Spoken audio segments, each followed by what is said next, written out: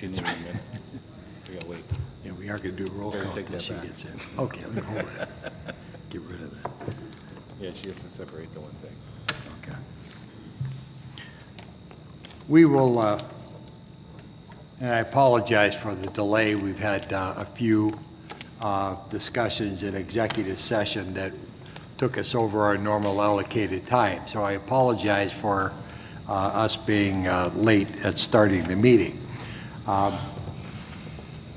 We're waiting on our board secretary, and she should be here in a moment. Here she comes. No, she had to separate something. Okay, now we can call the meeting to order. Thank you all for coming tonight. I hope to hear from you as to what your impressions are of our meetings. Hope, and I invite you back. So, with the calling the meeting, let's have could I have a reading of the meeting notice, please? Okay.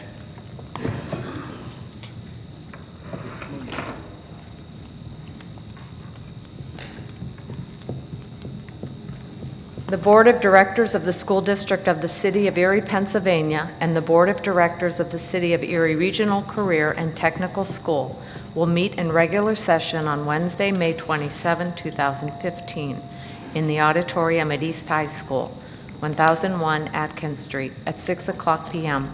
by request of the President, Robert S. Casillo. Thank you. A roll call, please. Now that might take a second. Sorry.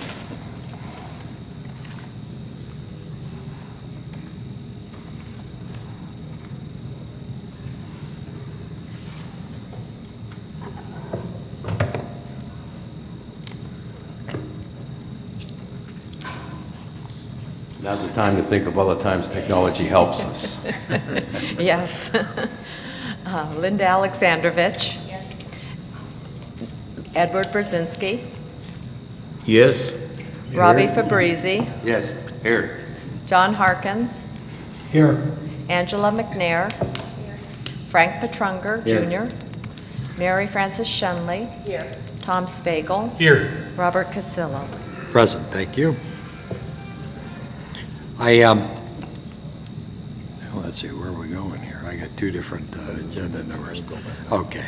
All right, next is the Pledge of Allegiance. Will be led by Kiera Jenkins, an 8th grade student from Piper Burley, introduced by Mr. Matthew Parker, Assistant Principal, followed by a moment of silence for Mary Lillis, a retired teacher who passed away on April 27th, 2015.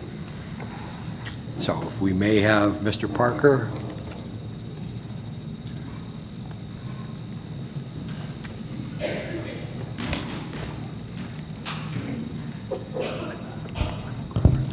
Good evening, Dr. Badams, members of the administration, school board members, and guests. My name is Matthew Parker. I'm an assistant principal at Piper Burley Elementary. I have the distinct honor in introducing Ms. Giera Jenkins as our pledge leader tonight. Giera is an 8th grade student at Piper Burley and is the daughter of Ms. Tiara Gamble and Mr. Jerry Jenkins. Giera loves everything about school and participates in basketball and cheerleading. In her spare time, Giera loves to cook, play volleyball, and hang with her friends. After high school graduation, Giera plans to attend college and become a lawyer. Ms. Giera Jenkins.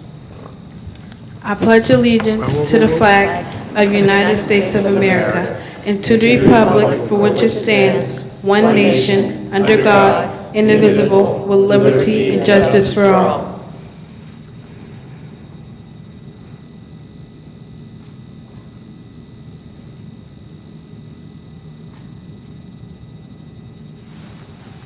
Thank you. Okay.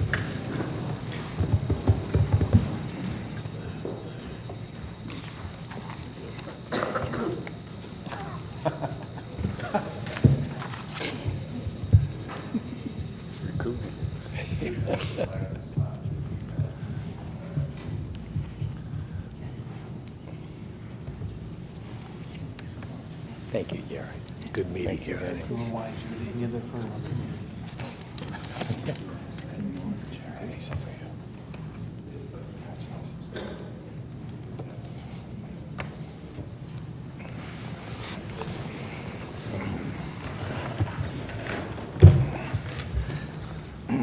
Thank you again, Jer. At this time, I'd like to bring Mr. James Vieira, Dean at Northwest Pennsylvania Collegiate Academy. I'd like to call him forward, who will give a presentation on the Samsung Solve for Tomorrow contest. Good evening, Mr. Casillo, Dr. evening. Adams, members of the board. You'll be happy to know that I will not be talking about it because we have some expert, two expert teachers, Mr. Fleming and Mr. Reed, who really spearhead this project. But what is really cool, and I'm going to call your attention to it throughout the presentation, is the role of the student. Although a brainchild of Mr. Fleming in support with Mr. Reed, the students really did all the work for this, and that's the neatest thing. To Mr. Fleming's credit, he would constantly send the students to the office to ask for things, and they're so impressive you just can't say no. So whatever they want, they got, and I'm sure you'll feel that tonight. So without any further ado, I'm going to introduce Mr. Fleming, who will talk a little bit and then introduce the students. Thank you.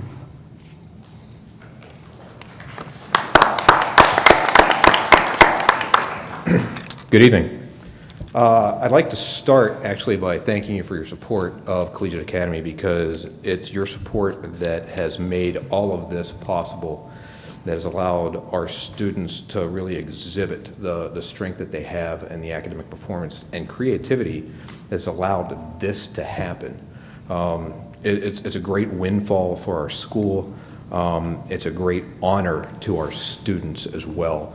Well-deserved, too, by the way, and as you see what this video is that won us $35,000. I think you'll be impressed enough to say that they did a great job. So, if I could start the video.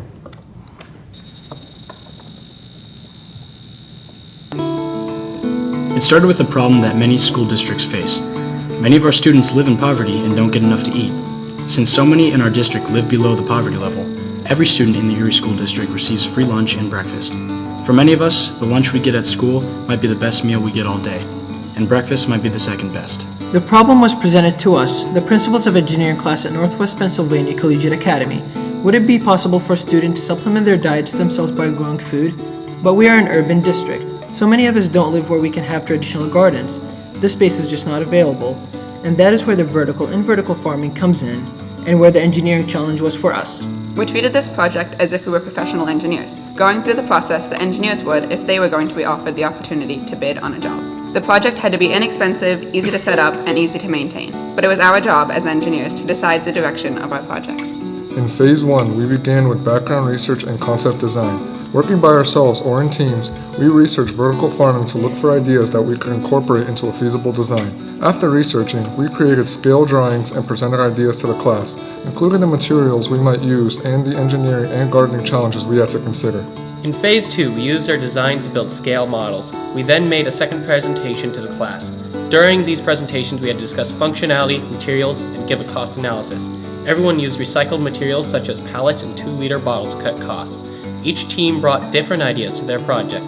Some of those ideas were hanging from windows, Erosion control, composting, hydroponics. From the beginning, we also recognized that this project might also offer a solution to a second challenge in our community. Erie is a refugee relocation community, and many of the people come here for just the clothes they are wearing, and many are from agrarian societies. Perhaps our designs could help our new neighbors not only grow some of their own food, but give them a sense of familiarity, of home, in a new country. A national expert on urban gardens who was visiting Gannon University also came to our school to talk to us about food justice, the need for urban gardens, and the importance of people being able to help themselves. The class decided which projects move on to Phase 3, working models. Since the outside growing season in northern Pennsylvania doesn't begin until mid to late spring, we will have to wait to test our full models. During the summer, we will work with our school's green team, and we hope to have a successful harvest. After that, we will share our ideas and results with not only our school district, but the community as well. And that is Phase 4. Through the vertical farming project, we learned a great deal about what it means to be an engineer. But it's more than that. We learned how we can help ourselves and our classmates. We learned how we can help our school district. We learned how we can help our community. But we also know We are engineers!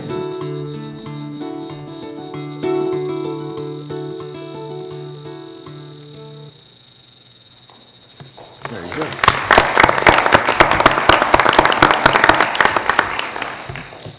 There were 5 national winners for the Samsung Award. 3 of them were chosen by a panel of judges. 1 of them was chosen by Samsung employees, and 1 was chosen by popular vote, the community choice, and that's how we won.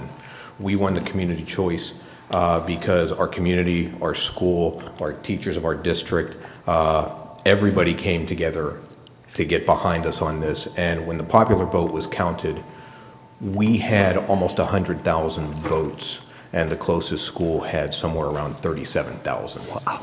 So we dominated, and it was lovely. I would like to introduce to you 4 of the students that are part of the Principles of Engineering class that made this happen. If they would stand, please. Left to right, we have Maddie Heater, Emma Frost, Julie Celedonia, and Andrew Frost.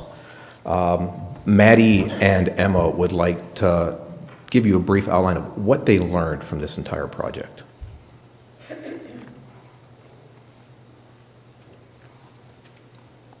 Well, I just wanted to say how surprised I was at how willing our community was to help us and give us the support that we needed to win, and I can't wait to be able to continue on with our projects and give back to the community that helped us. I think one of the major things that I learned, I'm sure as you know, science, technology, engineering, math, that's really big in the school district right now and just in education in general.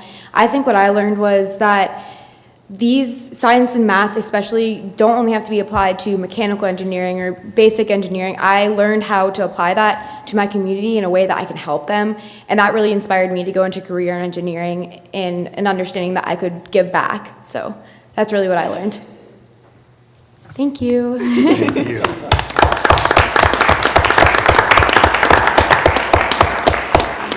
Thank you for your time. Thank you. I'd like to have a round of applause for all those participants, if we could, please. Terrific job. You've certainly made us very proud. Thank you again for your efforts. At this point, next on the agenda is the introduction of Mr. Michael Hayes, a certified quality engineer and also a certified master black belt from General Electric Rail. Mr. Hayes will introduce representatives from the first robotics team, 291, CIA, that's Creativity in Action.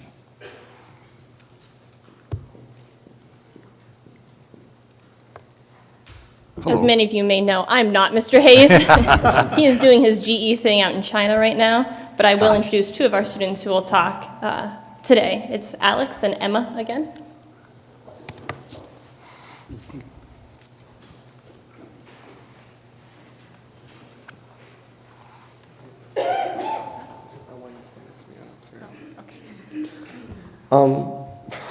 Hi, I'm Alex, this is Emma, that was Erica, and we're with the robotics team 291. And I really wanted to shed light on just what it is that you're contributing to with your funding.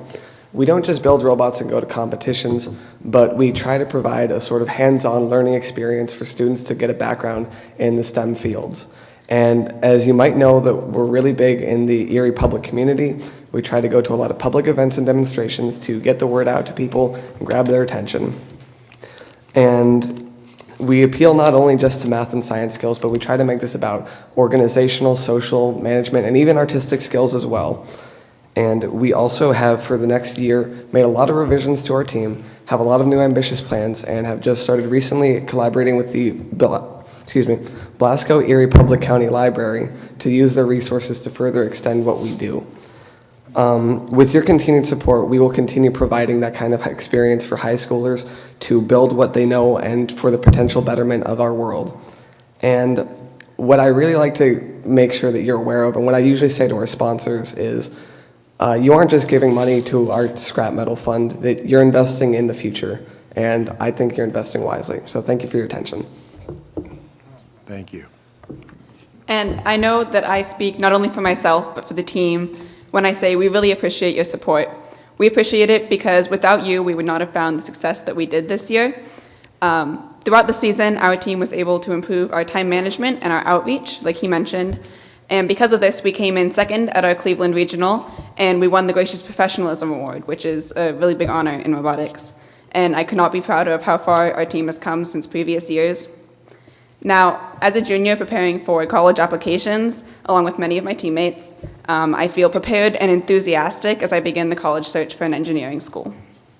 Entrepreneurial and STEM foundation I've gained through FIRST makes me confident that I will have what it takes to succeed in whatever path I choose.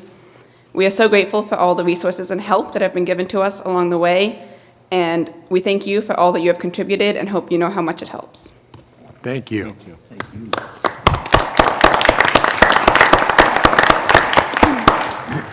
Hello again. Hello I'm no Michael Hayes, but I'm Erica DeLuzio, a teacher and an alumni mentor of Tune 291. As a student, I was a part of many extracurricular activities like National Honor Society and softball.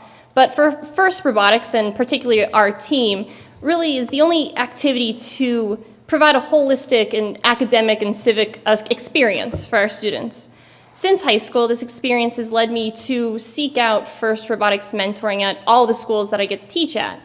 And although the teams upheld the values of FIRST Robotics, they were rewarding in their own way, but I still keep coming back to CIA. It's the collaboration of our strong mentors and the drive of our exemplary students that just has me keep coming back to this team that I love mentoring.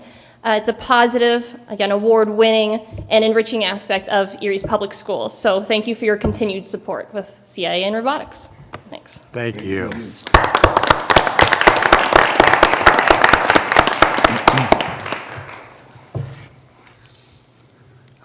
Incidentally, I don't know if you'd had the opportunity to read it, but the most recent U.S. News and World Report cited that Northwest Pennsylvania Collegiate Academy was ranked number 3 in the Commonwealth, something to be very proud of, and it's a real pleasure when reading that article. And this is not, it wasn't a local influence. This came from the world news, U.S. News and World. So this is a product of what Erie schools do and can do. So with that, we want to move forward. Chalet Bailey is not in the audience, I don't believe, is she? Okay. We wanted to give her an award, certificate of appreciation. Chalet was the student representative to the board for the month of April. Or, I'm sorry, May, beg your pardon. And she's from Strong Vincent. We will see that Chalet gets the award. And I thank her for the time that she spent with us. Very enlightening. Next is the announcement of executive session. I'd like to announce that the board met in executive session on Saturday, May 2nd, at the James E. Barker Leadership Center in Conference Room 1 from 9:01 a.m. until 10:16 a.m. regarding personnel. On Wednesday, May 20th, 2015, at the James Barker Leadership Center in Conference Room 3 from 6:36 to 7:54 p.m. regarding personnel. And tonight, Wednesday, May 27th, in the library here at East High School from 5:48 to 6:02 regarding legal matters. Okay, at this portion, we're going to have a hearing of citizens. We have 5-minute speakers and 3-minute speakers are available. Initially, the 5-minute speaker first is Mr. Willie McDonald, speaking to the topic of Erie School District business. Is Mr. McDonald here tonight? Mr. McDonald? not here. Is he? Oh, I'm sorry, I didn't see you, Willie. Beg your pardon. That's all right. You might not have seen me, but you'll hear me. Amen. My name is McDonald. My property is 19th and Reed. I'm looking at your agenda about those schools being repaired. Don't you have a people on the construction side that's supposed to see after those buildings when something need to be done? Do you have them? Yes. Then why aren't they doing their job? You know, I worked construction for most of my life, and when they give me a job to do, I would get out there and do it.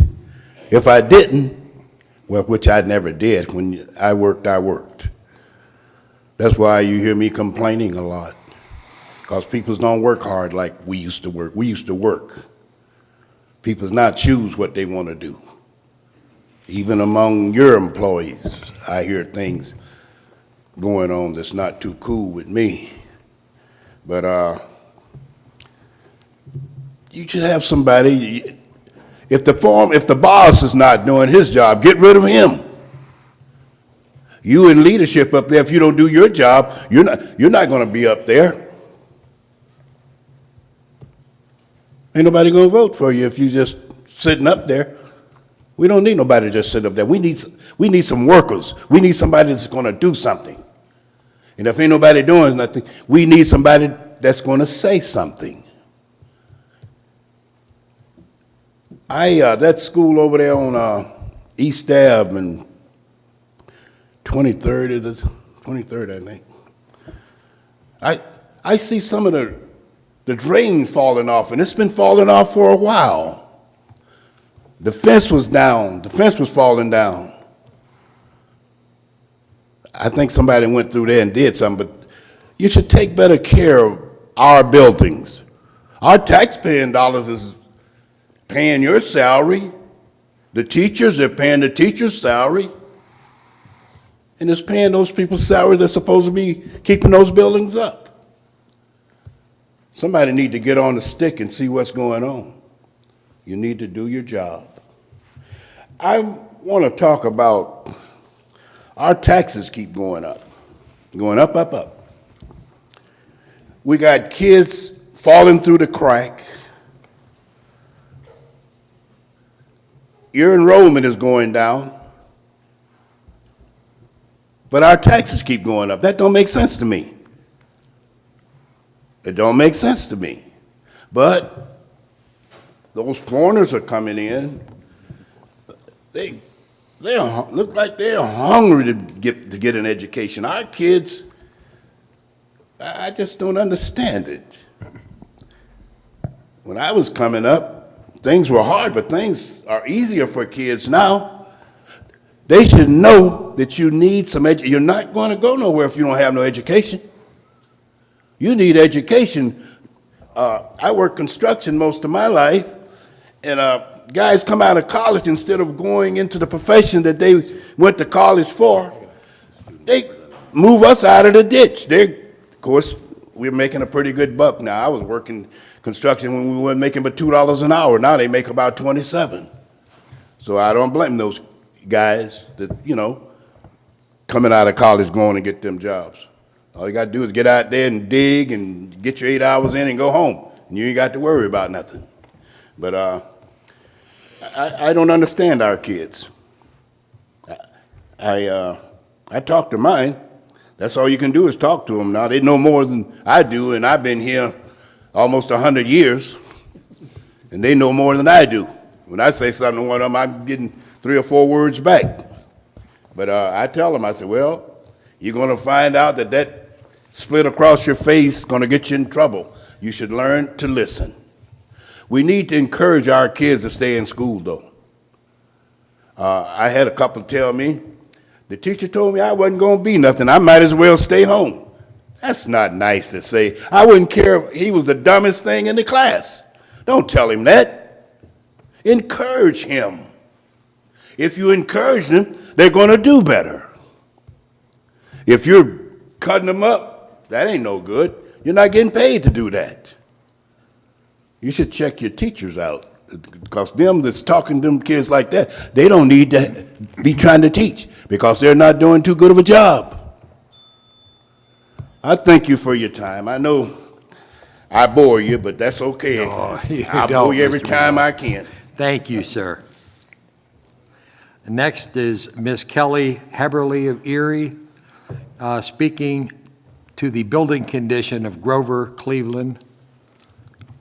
Good evening. Hi, my name is Kelly Heberly. I'm not a professional speaker at all. I get quite nervous in front of people. It's all right. I'm a parent of 3 boys in the school district, an 8th grader at Roosevelt and a 1st and 3rd grader at Grover Cleveland. I'm a taxpayer and a registered voter, and I'm here on behalf of the Grover Cleveland PTSA. We had a whole big presentation planned about the condition of our building, especially our ceiling. We heard there's some things in works, so we're going to give you the shorter and sweeter version and not keep you here all night. My job is to tell everyone about the great things and improvements at Grover that the PTSA and our families have brought to the school. Sandy, who's up next, she's our go-getter, and she would like to make sure you're all aware of the issues like the 21 buckets collecting rainwater in our upstairs homeroom. And Jen is our voice of reason, and she will explain that we're not a bunch of crazy, ignorant moms having a temper tantrum or out to make any one group or person look bad. We actually have a mission statement, and it reads that we build bridges between families and schools in our culturally rich community. Through meaningful events and effective fundraising, we enhance learning experiences, strengthen communications between home and school, and celebrate every child. At the Grover Cleveland PTSA, we welcome, support, and include every family, teacher, and administrator as an important part of the PTSA. We listen to one another in order to realize the aims and dreams of our children. We motivate and prepare volunteers. We encourage excellence and supplement school resources through teacher grants. We build community and relationships while embracing diversity, and we have fun while doing it. It appears we may need to add, we improve school facilities as well to this statement. Starting back about 10 years ago, our PTSA built the playground with their own fundraising and their own labor. We got the school a new library through a $10,000 grant a couple years later. It was in a tiny, kind of dark building room at the end of the hall upstairs. We now have a beautiful library, or we did have a beautiful library until the rain came and the stains came. About 4 years ago, we installed a cougar mascot statue out front to bring school pride. We've cleaned the dirty words off our playground that get written on there every summer, and most recently, we just put money towards getting mulch to help improve our playground. These are things we want to do, and we do with our own money. These are not taxpayer funded, these are not taxpayer dollars, these are PTSA dollars. We have uniform events where we give away free uniforms and backpacks to families that need them in order to look successful.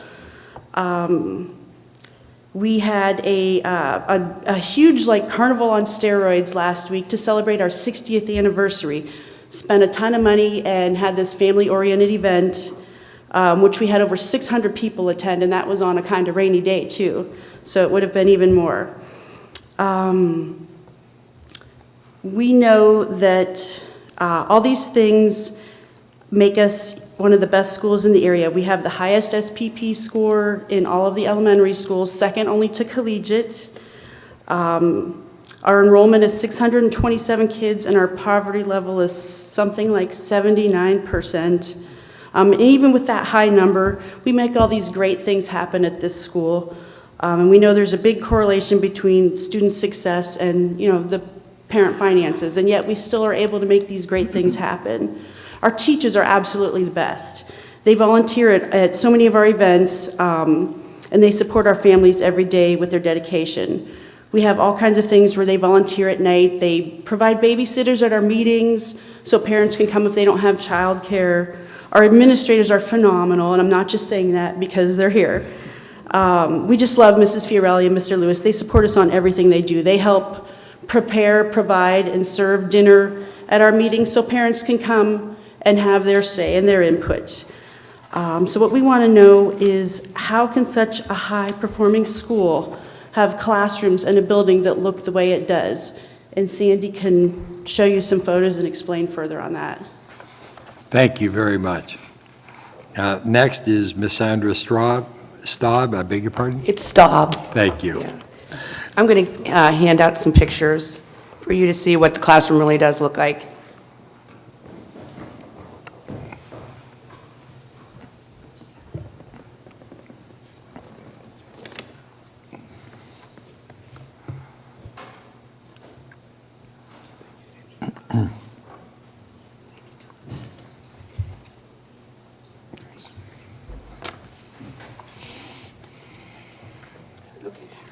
Thanks, Ed.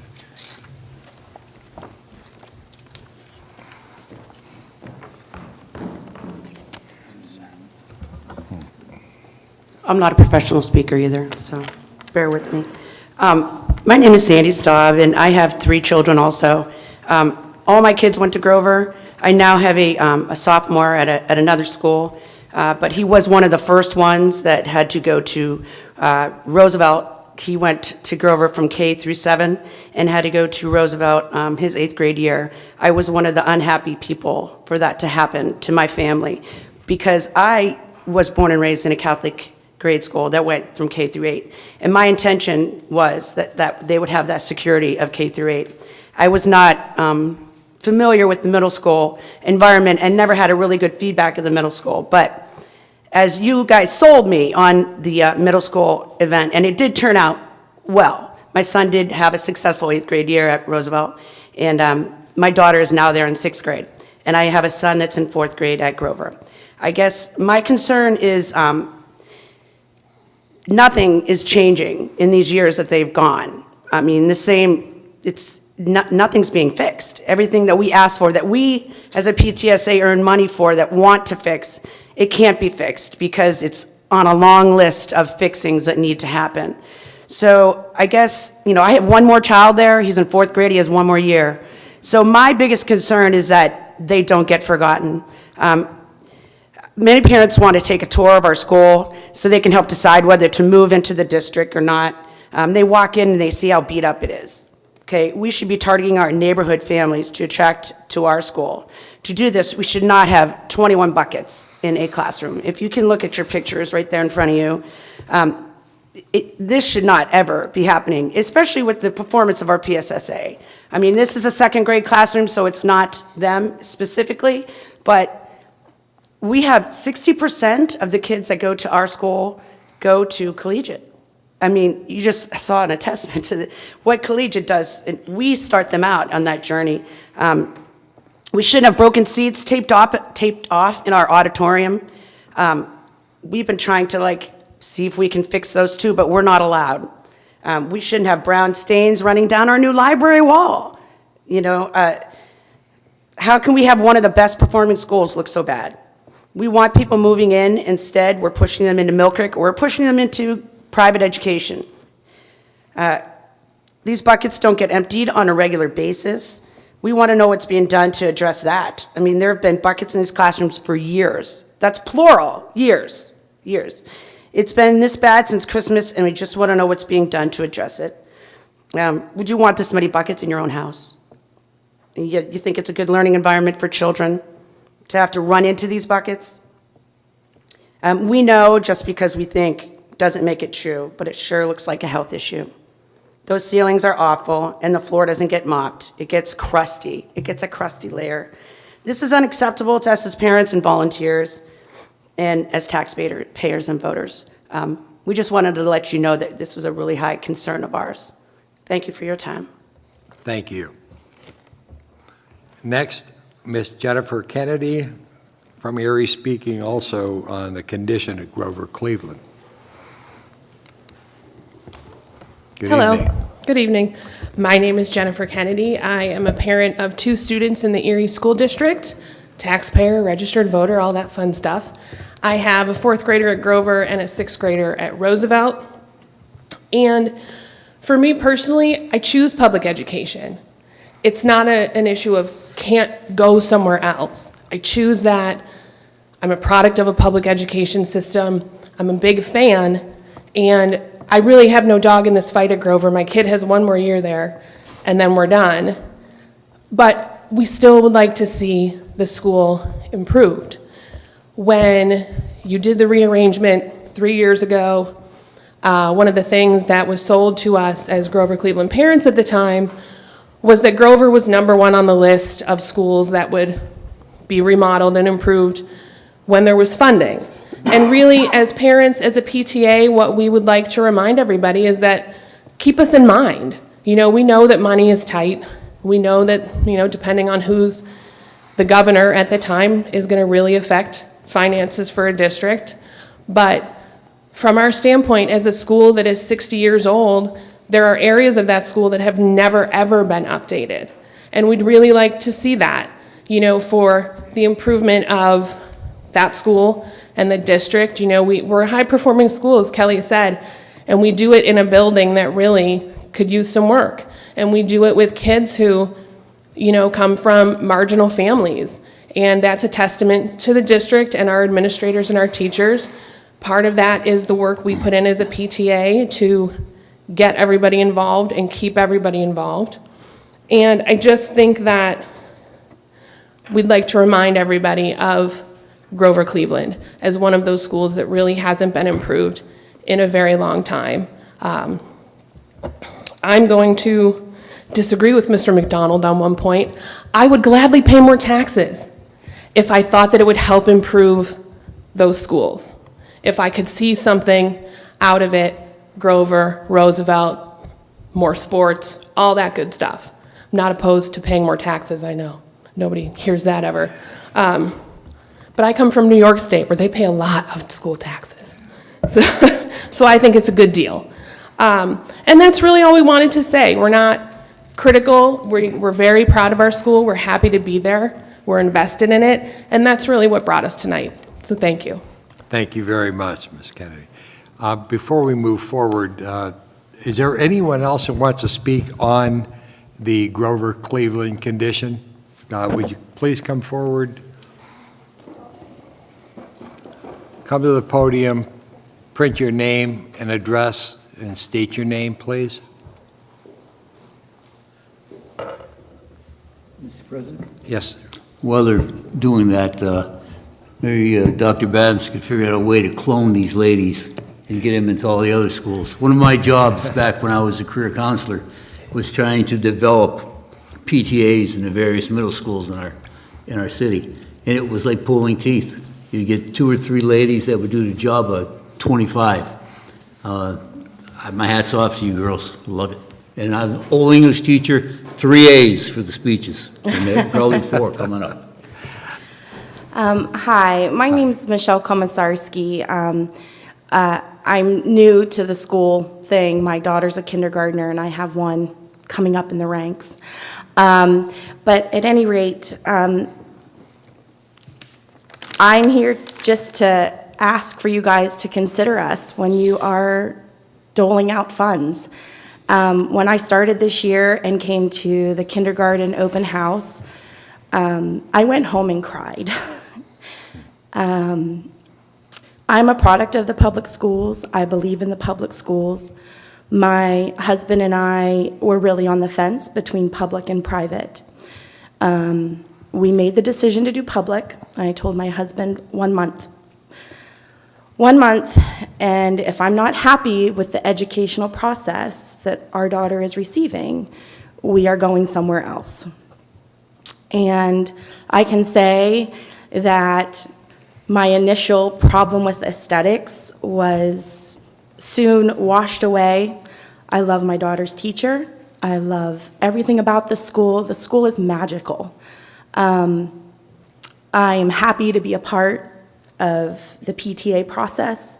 I'm happy to be a voice for my children and other children. But this issue, the roof, the buckets, that's beyond aesthetics, in my opinion. That takes away from learning. No one should have to be jumping over buckets while they're trying to learn math. I guess they could count the buckets. I guess they could have a math project on that. It'd really be nice to subtract the buckets. I'm not sure if that's in Common Core these days or not, but at any rate, I think that everyone can agree if you wouldn't let one bucket be in your house if the roof was leaking, you would take care of it. And I just feel as though our children deserve that same level of respect, concern. They deserve it. They deserve to have the roof fixed. Thank you for your time. Thank you. Dr. Bannon? Mr. Casillo. First of all, I want to thank all of you for coming tonight. And as a former PTSA member of Grover Cleveland and one who's had 3 children go through there and one who's had a wife who took pictures of the nasty words on the playground and forwarded to me on a regular basis, I truly sympathize. As one of you noted, Grover Cleveland is in the first phase of our optimization plan. And as someone also noted, in the previous administration, funding for school construction and renovation projects was put on a moratorium under Governor Corbett and is being considered for moratorium by Governor Wolf, which many of us are advising him against. The big problem we're facing is the one that you've already acknowledged. It's the fact that we don't have money. We have about $200,000 currently in our capital reserve account. As you're painfully aware, we've been struggling to just keep the doors open and fund our educational programs, which I'm glad to hear you're happy with.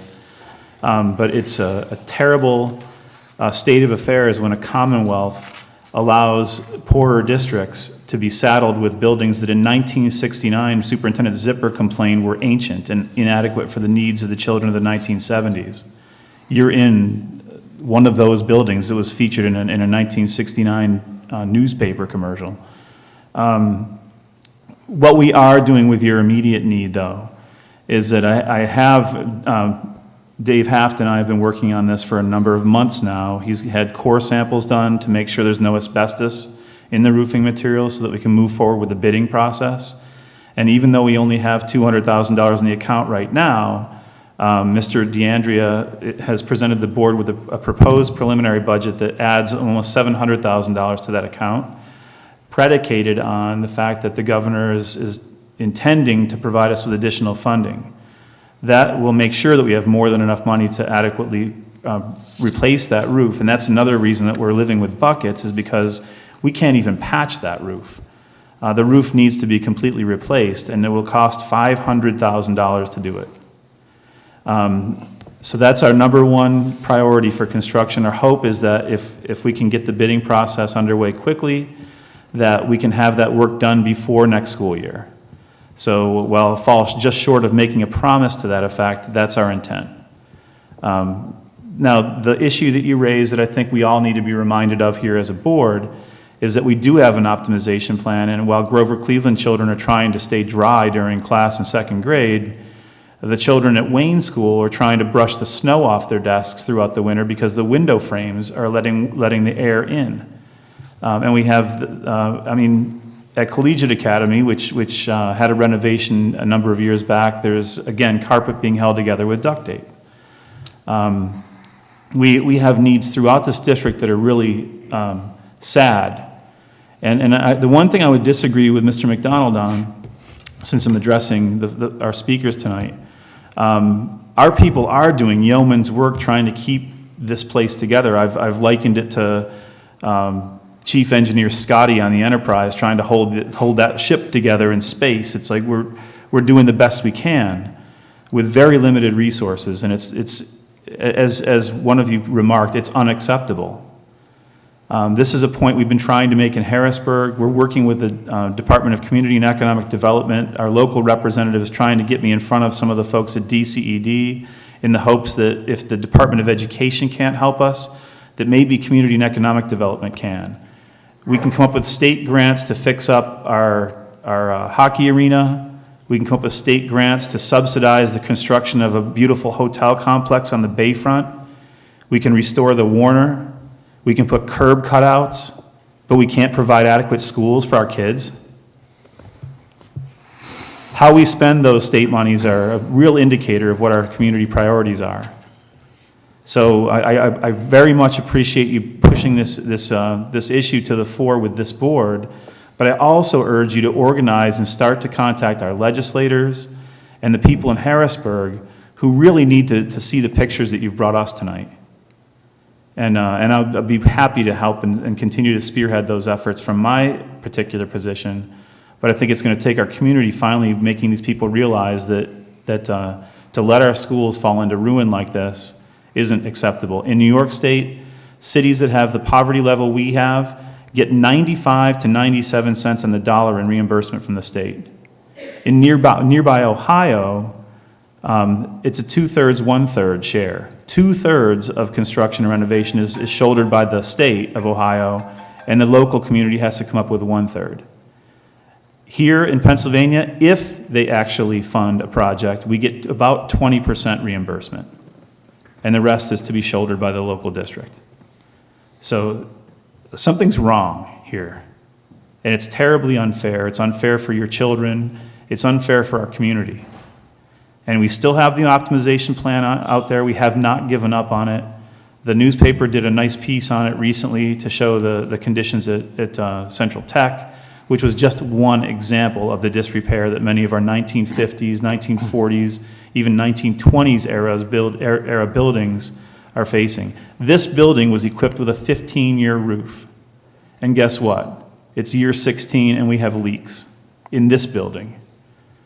So we have a lot of work to do. We have a lot of unmet need, and we'll continue to do the best we can, and certainly appreciate you sticking with us, but really need your help to join with us to make Harrisburg aware of just how bad things are. Thanks. Thank you, Dr. Batters. Pertaining to our speakers, persons that were desiring to speak for 5 minutes must submit their request in writing to the Secretary's office at least 1 week prior to the board meeting, and all others may speak for 3 minutes. With that, do we have anyone else tonight that would like to address the board on any issues?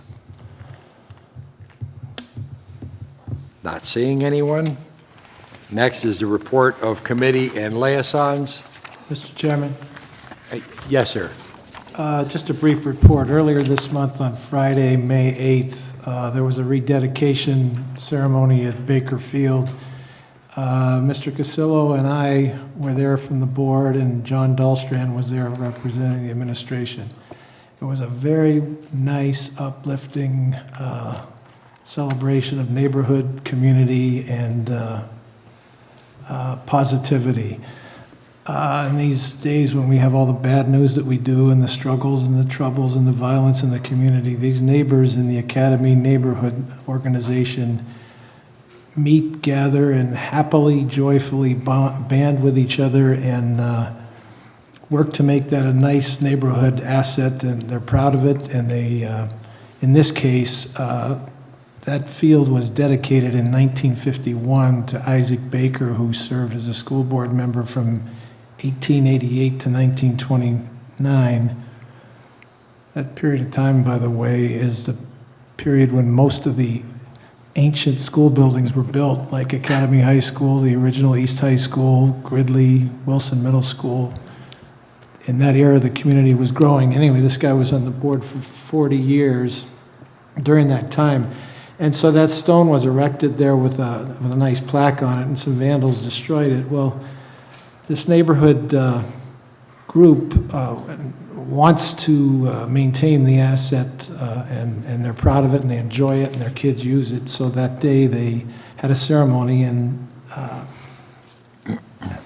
unveiled a sign that explained who the man was, and they weren't going to settle for vandals winning that the day.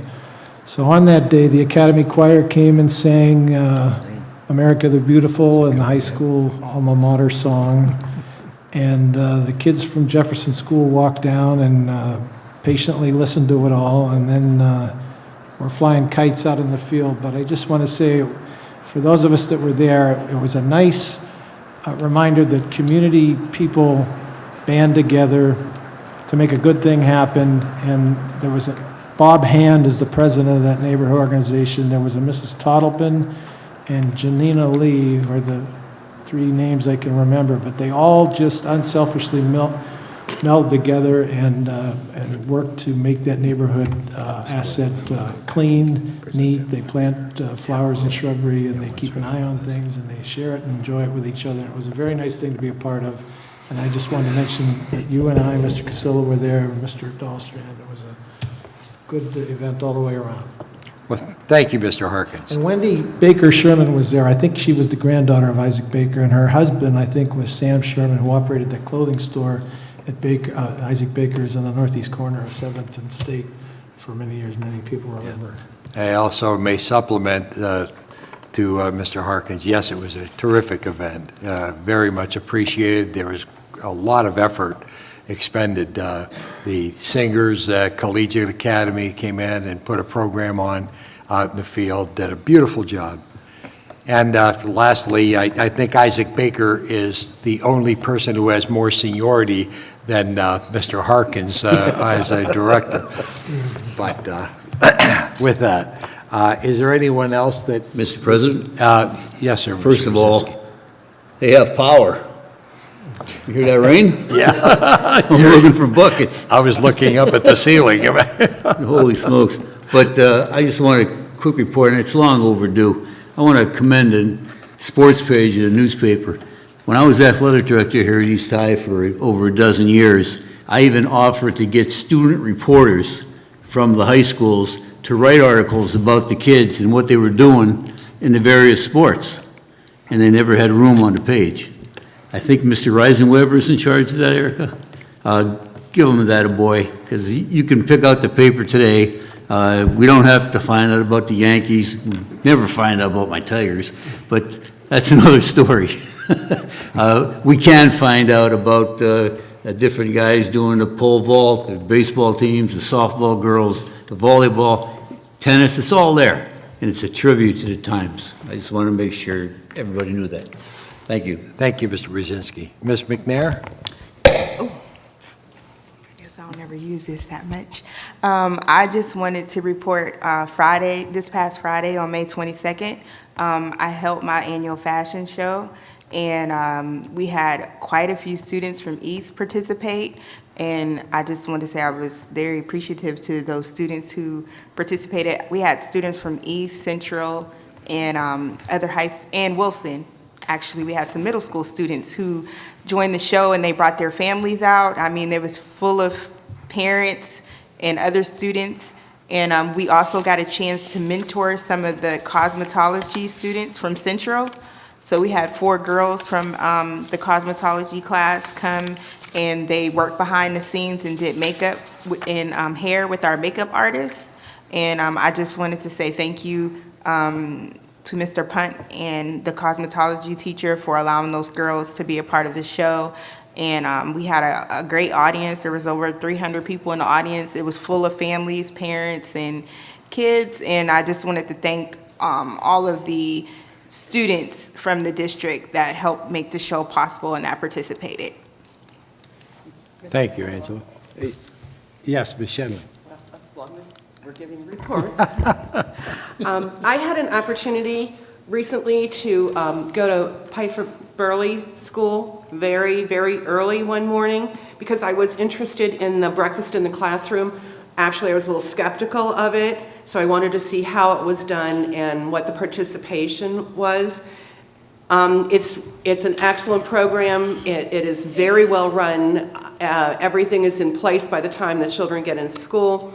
And I asked Metz Foods to give me an outline of the benefits of this program and some of the comments that were made by the principals and the teachers, because the teachers do administer that program in the classroom. Thank you, teachers, for doing that. They have seen better behavior, limited trips to the nurse. It has limited the amount of children complaining of hunger.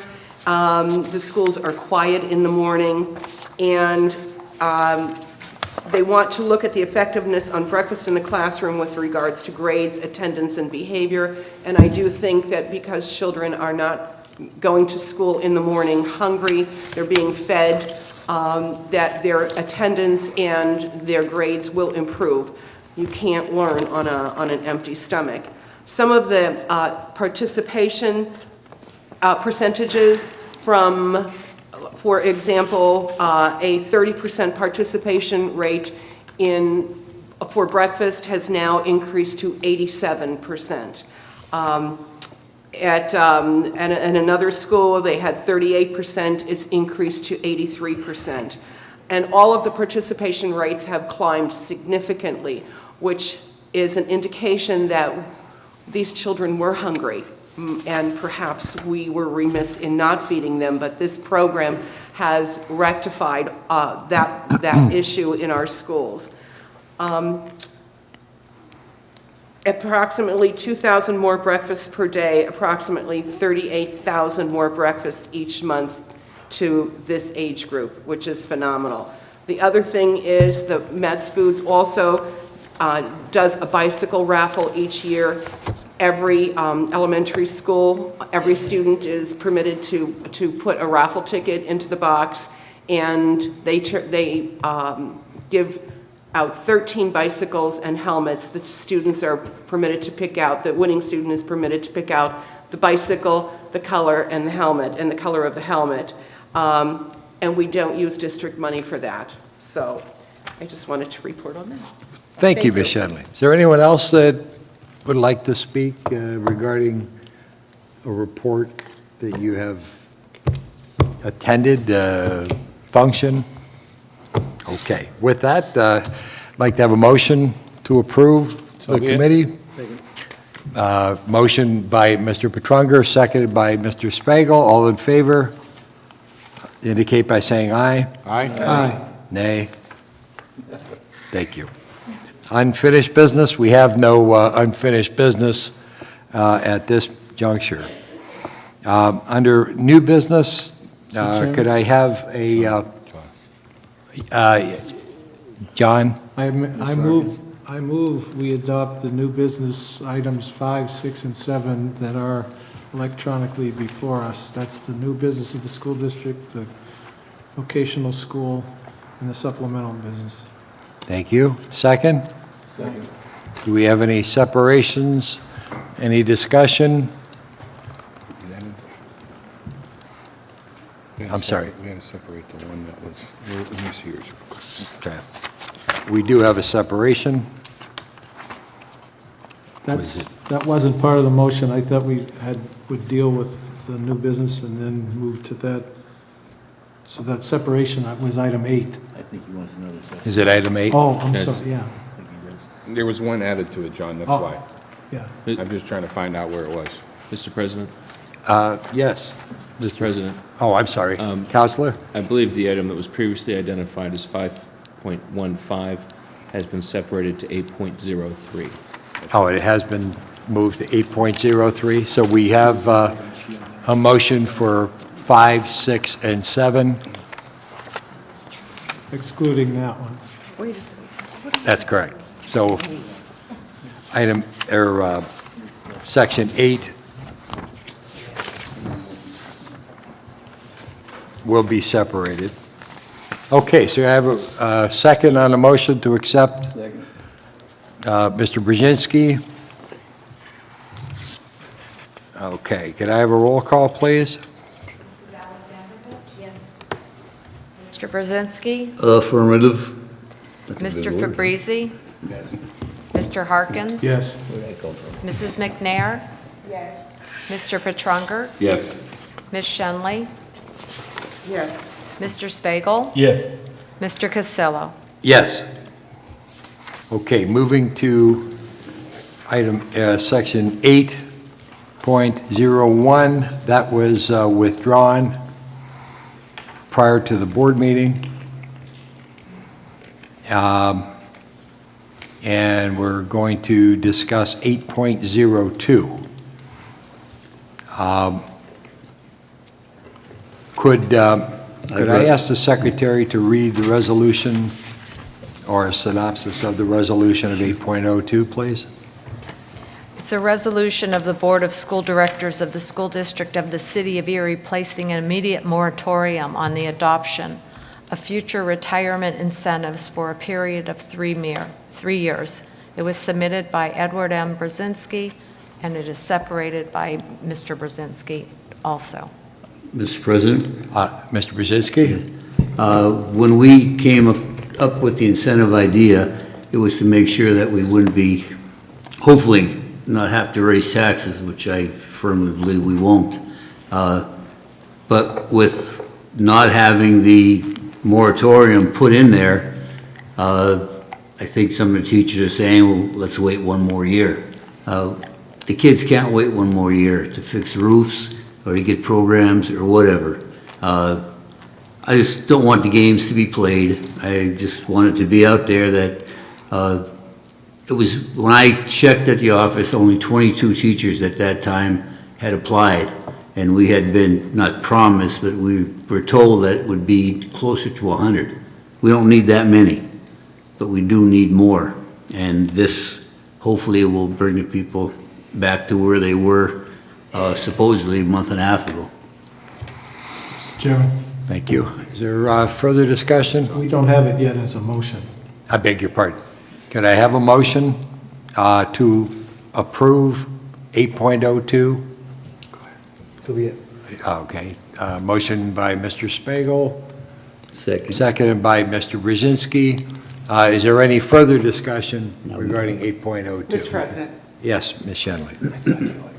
I initially was opposed to any retirement incentives, not retirement incentives, but putting any type of moratorium on them, because I think it is unfair for a board member to do a moratorium on retirement incentives and put the responsibility on the administration for trying to get a budget together next year, the following year, and the year after, when we can't offer incentives which do ultimately save the school district money. However, in light of Governor Wolf's proposed budget and our optimism about his proposed budget, I do think at this point in time that a moratorium on incentives is appropriate. You know, we've spent the last 4 years under Governor Corbett trying to figure out how we're going to open the doors of our schools. So we are very optimistic about the plans that Governor Wolf has. And so I will change my mind about a moratorium on incentives. Thank you, Ms. Shenley. Anyone else? Okay. Being no other discussion, may I have a roll call, please? Mrs. Alexandrovich? Mr. Brzezinski? Yes. Mr. Fabrizi?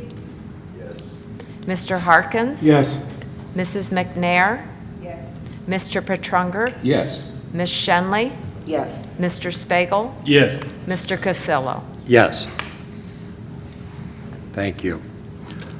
Next is the approval of the minutes for the meeting of April 15th, 2015. Mr. President? There's another one right there. I beg your pardon. 803. Mr. President? Oh, we have 803? Yes, sir. Sorry, I didn't put it on my sheet. Okay. Next item at 8.03. Secretary, would you please read the resolution on 8.03? 803 is resolved that the Board of Directors of the School District of the City of Erie approves the settlement and general release in the matter of Erie Educational Association, ETAL versus City of Erie School District, field of docket number 14691-08 in the Court of Common Pleas of Erie County, Pennsylvania, as more fully described in the agreement.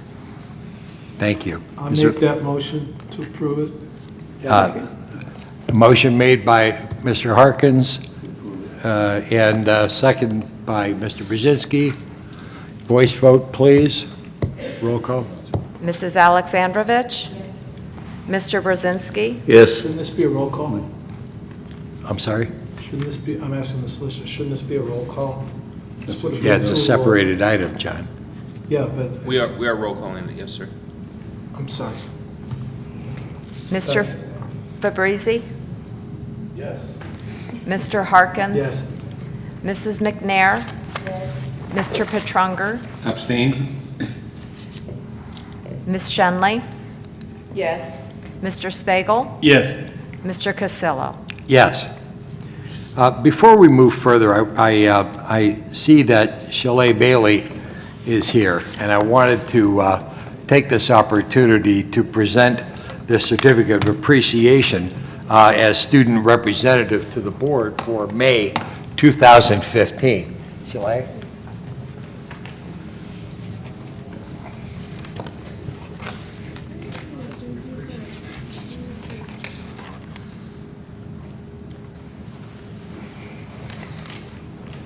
Did you want to say something, Shelley?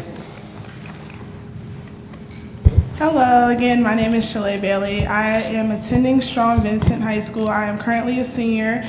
I'm going to be graduating June 5th. Can't wait. I will be attending, well, actually, I don't know between Clarion and Youngstown. I don't know which one yet, but I'm truly blessed to be here. Thank you for having me here, all of you.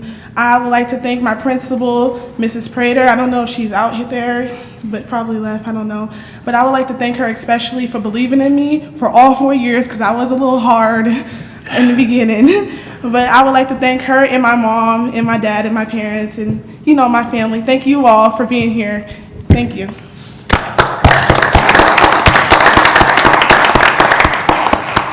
Well said, Shelley. Thank you. Next on the agenda is the approval of the minutes for April 15th, 2015, as attached electronically to the agenda. May I have a motion? We approve. Motion by Mr. Spiegel. Second. Seconded by Mr. Harkins. We're kind of leaning this way tonight. I'm not getting anything from the other side. Okay. Oh, beg your pardon. All in favor? Aye. Opposed? Sorry, Frank. All right. Next is the motion to approve the bills and payroll. Move we approve them for payment as presented. Mr. Harkins, motion. Mr. Spiegel, second. Roll call, please. Mrs. Alexandrovich? Mr. Brzezinski? Yes. Mr. Fabrizi? Yes. Mr. Harkins? Yes. Mrs. McNair? Yes. Mr. Petrunger? Yes. Ms. Shenley? Yes. Mr. Spiegel? Yes. Mr. Cassillo? Yes. We are now at the report of the superintendent. So if I could call on Dr. Badams. Thank you, Mr. Cassillo. Well, I want to make a point before I begin my remarks that one of the items that was presented for the board's approval this evening was the approval of the proposed final budget. That's a really important document. It is a step in the budget timeline that we're obligated to consider. And I think a couple things warrant being pointed out, one of which is the fact that the proposed final budget does not include a tax increase. I just want to make sure that the public's aware of that. That was guidance that we were very firmly given by the board. It was to attempt to find a way to balance the budget without imposing a tax increase. And the other thing that we need to keep in mind is that we based most of our budget revenue on the figures that were given in the governor's proposed budget. So that is still a matter of debate in Harrisburg, and we're hopeful that the governor will get most, if not all, of what he asked for. Realistically, however, there will be no doubt some compromise. We'll watch that very closely, and again, I urge anyone in the public to make sure you make it very clear to your legislators just how important a priority education is in Erie, and hope that they support Governor Wolf in putting education first on his list of priorities. By the time we meet again, we will have gone through graduation. We'll be busy next week graduating all of our seniors. That's the highlight of my year, and I'm sure yours as well, as we get to congratulate Shelley and the rest of her classmates and seniors throughout the district. It's just a great time of celebration. We'll also close out the 2014-15 school year, which is amazing to me that it could have gone by so quickly. And with that facing us so rapidly, I wanted to make sure to extend some thanks to everyone First of all, to all of our staff, both our instructional and our non-instructional staff, for a great but extremely rapid year, and one more time, another year of doing more with less. As we've thoroughly discussed earlier in this meeting, it's the work that our staff and our parents and our community are doing to keep these schools running, and not only running but excelling, is truly amazing. If we were ever funded commensurate with the effort that goes into making sure we're educating our nearly 12,000 students, we'd be educating all of our kids in beautiful buildings like this one. I also want to thank our teachers and our administrators for all they do to provide the best possible education for our nearly 12,000 students. And everyone in the public needs to understand that this year in particular, our teachers and our administrators have been going through the very arduous process of implementing a number of new policies with regard to educator effectiveness, our school performance profile system. All of those things have been in flux for the last several years and really came to a head this year as we've been required to implement all of these changes. Our students took a PSSA exam that featured items that were aligned now with the core, which is the PA core is certainly more rigorous than the standards that were used to build the test in the past. So we're dealing with all of that this year. And so I want to thank all of our staff, especially our teachers, for the hard work that they've done in accommodating those changes. I want to thank our school directors, because as all this has been going on, in their volunteer service, they've continued to represent our community and govern our school district through some really extremely challenging times in public education, where it often feels like we are the target in some kind of war against public education. I want to thank our property taxpayers, on whom, unfortunately, a great share of the financial burden for operating our schools has fallen, again, due in large part to the state's declining share of public education funding. The state funded at one time, in the not too distant past, 50% of the burden statewide of operating our public schools.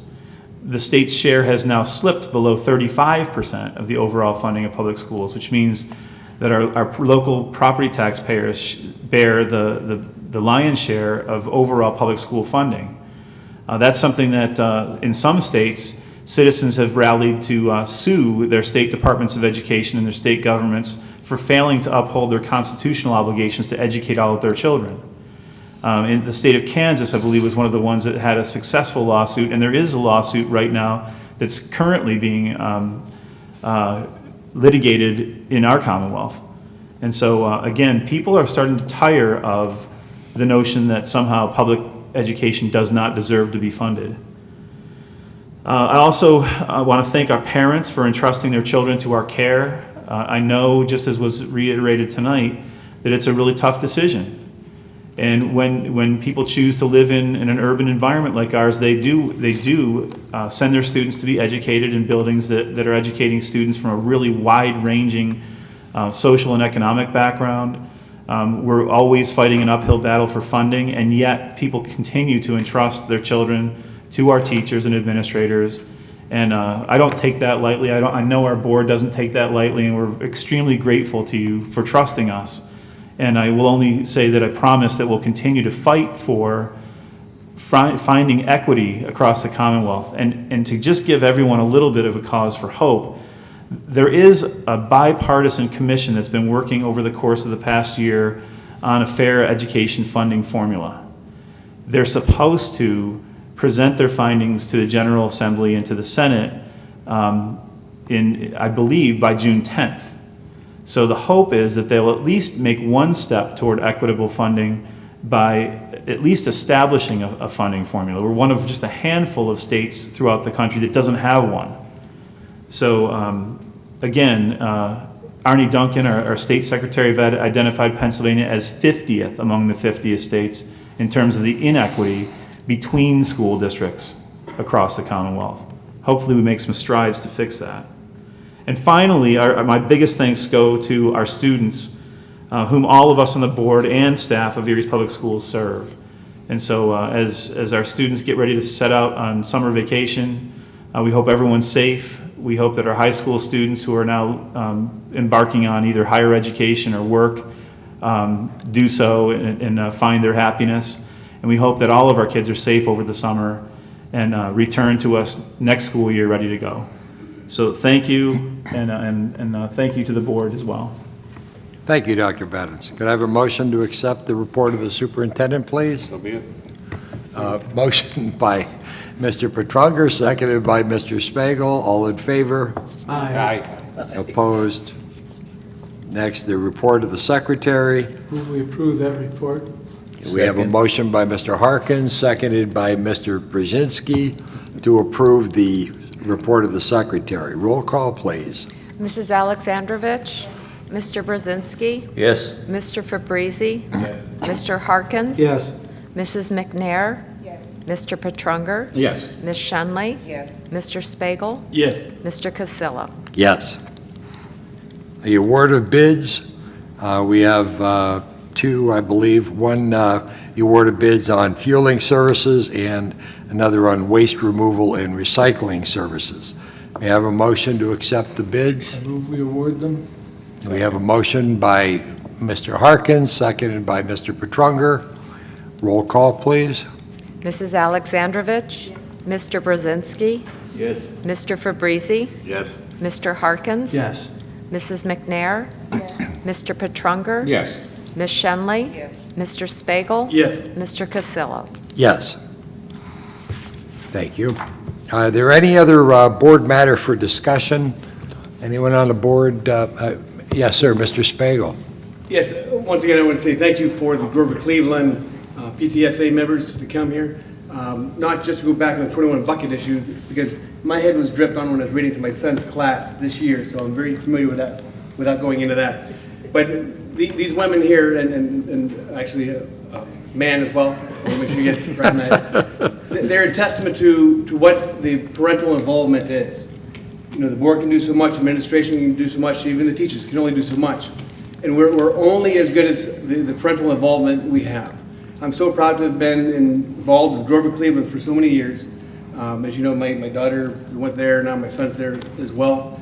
And that is a wonderful community there. If we could replicate the amount of parental involvement we have there, our schools would be scoring 80s and above at all of our school performance profiles. So that's something we really need to take a look at, to see how we get these volunteers. They spend way more time than probably a lot of people at this board here now. How we can replicate that to the other schools, because they're the ones that are making the difference, in large part, more than the superintendent themselves. And I honestly believe that. We can't do anything without parental involvement. They're doing a wonderful job there, and it's a very diverse school. It's an economically disadvantaged school.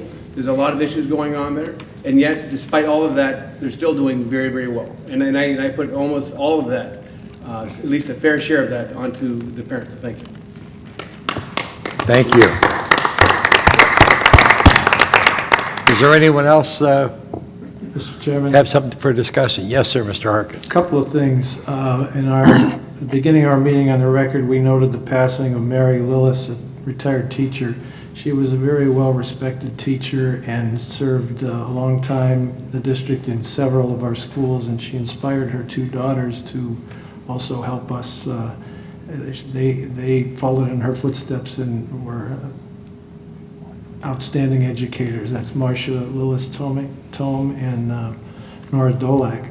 I just wanted to mention that she was a special person, and sometimes our agenda pace and the electronics, we lose sight of some of the personality aspect. But another thing, as you know, and the public may or may not know, in our earlier meeting, Attorney Donald Wright informed us that he is going to bring to a close his many decades of service to the Erie School District as our solicitor.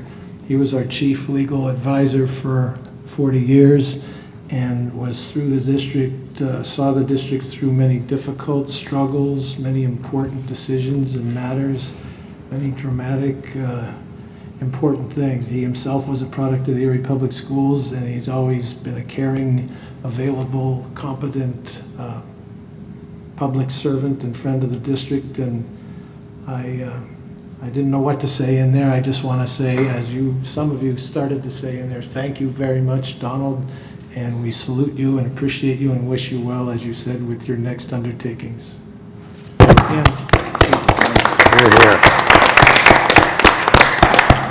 Unless someone else wanted to add to that, Shalay thought of an item she wanted to bring up. Yes, Shelley. After hearing everybody's issues in the school district, it made my issue feel small, but it was something very important to me. Albeit for Go College, I heard that they were only going to be able to fund one Go College in one high school. That was a huge issue for me because I've been in Go College for 4 years, and this program really helped me actually get through high school, such as helped me with my homework. If something I didn't understand, they had tutoring there for you. They actually, besides the teachers, they actually believed in you and knew that you can do it, and they actually kind of helped half of our seniors graduate. That really disturbed me because I feel like we should have them in all the schools. I think it's because of funding, but it made, like I said, it made my issue feel small. But for high schoolers, we could be hard-headed sometimes, and we won't care. As you can see, since I come from Strong Vincent, it's kind of, we have that reputation of being so bad, but our students are very bright and very strong. And I feel like that program really helped us get through everything that we've been through, so I feel like that was a big issue on my behalf. Mr. Thank Casella? you, Shelley. Dr. Battens? Yeah, Shalay, you bring up a great point, and unfortunately, Go College was a really generous, big grant that we were given by a combination of the GE Foundation and a couple of our universities, and this is the end of it. It's run its course. So the hope is that maybe we can find some other grant to provide some of those same services. Gannon's been really proactive in working with us on that. Actually, the IU did, and GCAC as well. So hopefully we can find a way to supplement that, but I'm glad to hear that it was a valuable program to you, but unfortunately, like many grants, they come to an end sometime, and we're just having to deal with that now. Thank you, Doctor. Any other director have something to bring to the public? And we don't think of Strong Vincent kids in a bad way. No, we don't. Mr. President? Yes, sir, Mr. I just wanted to mention that it was Election Day on May 19th, and I want to thank all the voters that came out. And I'm just going to leave it at that. I'm not going to get real political, but there was an election, and I want to thank everybody that came out and supported all of us. Thank you very much. Thank you, Mr. Fabrizi. Anyone else? I just have one thing that I'd like to say is to congratulate all of our graduates this year at all of the high schools. You will see, I believe, just about everyone on the board will be attending the graduation ceremonies at one of the high schools. So you will see us one more time before you escape. But I do congratulate you all on completion of the 12 years, and we look forward to seeing you back as a teacher or an administrator in the future. With that, being no other business, I'd like to have a motion to adjourn. So be it. So moved and seconded. All in favor? Aye. Opposed? Good. Meeting adjourned. Thank you all. Really?